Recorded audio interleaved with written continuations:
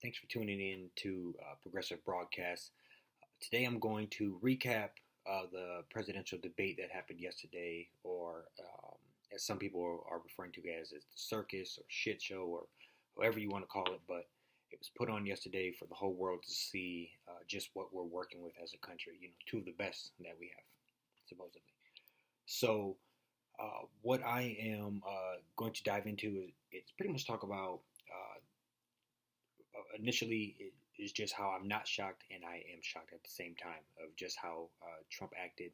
I nobody um, thought he was going to come in and be poised or super professional or presidential, but I didn't think he was going to be that over the top. He was a little bit off the rails, even for his standards, I would say. But what I do want to talk to is just how Biden handled that. And from the beginning, I would say he was a little bit shell shocked. He was a little caught off guard. He wasn't. I don't think he thought Trump would be on steroids like that. So, or coke or whatever he may have been on. But what I will say is that I think Biden was caught off guard initially, and then I would say somewhere after the first I don't know 10, 15, 20 minutes there, he started to wake up, started to feel energized, get going a little bit on certain points, and um, I would say Trump lost the debate more than Biden won. I would say nobody is going to come out and say Biden did a great job. They would say he handled whatever Trump did okay or good at best. So he stumbled on a couple of his own points. He made points that just fell flat, such as saying how many people are missing a loved one during because of COVID. 200,000 people is a lot of people, but when you talk about the 70 million people that were watching yesterday, um, hundreds of millions if you talk around the world, that wasn't that strong of a point considering all the other things that you could also get him on, in my personal opinion. And the one thing that I would say it was the biggest takeaway would be just how blatantly racist Trump is. We've seen it with Charlottesville. We've seen it as far back in the 70s when he was not letting black people live in his apartments and rent office space and other various things like that. But when you're on live television and asked directly 3 or 4 times, will you just disavow for whatever that even means? It doesn't even mean anything. Will you just say this point that doesn't even mean anything just so we could get this out of the way? And he can't even do it just to say it. So when you consider that along with everything else, I mean that's not just talking. Like I said, even if he did say it, that would have made him not racist. It's talking point.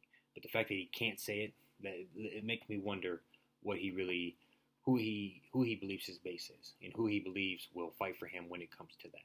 And there was another point that I want to come to. He told him to be on standby. Standby for what? He already talked about how the courts are going to have to decide this. If the Democrats stand up strong and don't give up the Supreme Court seat, it would be a 4-4 tie currently. So that's going to leave us absolutely nowhere. So stand by for what? We already see his good old boys, his SS, whatever, or modern day SS, as far as these militias walking around heavily armed to the T with assault weapons, with other various things. And I'm not even a person that's against protecting yourself or having assault weapons. I just think that if he's putting these dog whistles, and not so much dog whistles, some people would say that was with a blowhorn. If he's doing that, then us as progressives and liberals and people of color and other people cannot be shy away from wanting to own a weapon to protect yourself, especially with what's coming around the corner. I mean, this is scary, in my personal opinion. Utilize your Second Amendment right just like they do. He's telling them to be on standby. I'm telling you to go check out and see what you can do to defend you and yours. That's my personal opinion on that. Another point, Trump wants to boast about his economy. The economy that he was given, let's be perfectly honest, was a pretty solid fucking economy.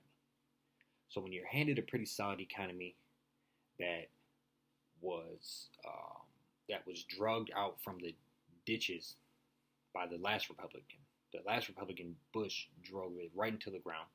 Obama and Biden and other people of his team got us to stability, got us to moving good. I believe Obama was up to like 60 or 70 straight months of job growth.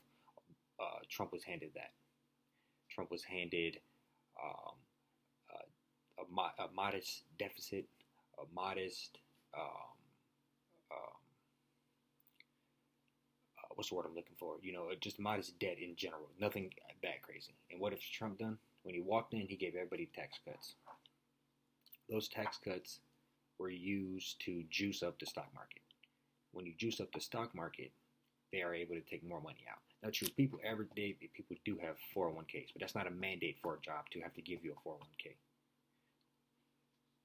So when he says that's we used to have pensions, where if you go to work, you don't have to worry about managing this money on your own.